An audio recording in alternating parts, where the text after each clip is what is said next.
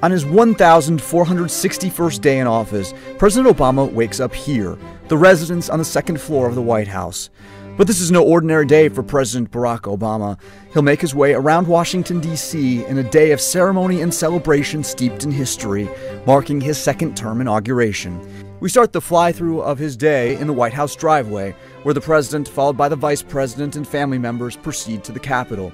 There he enters through the east front portico, the side facing the Library of Congress and the Supreme Court building. From 1829 to 1977, this is where the swearing-in ceremony was held, until, to reduce costs, it was moved to the west side of the Capitol for President Reagan's inauguration. When the president arrives at the platform, after walking through the Capitol, he looks out upon the Washington Mall, where it's expected between 500 and 700,000 people await, far fewer than the estimated 1.8 million people who attended his first inauguration. At 11:30 a.m., the ceremonial swearing-in ceremony for the vice president and president begins. Mr. Obama takes the oath of office using 2 Bibles and delivers his inaugural address. His first inaugural speech was around 18 minutes in length.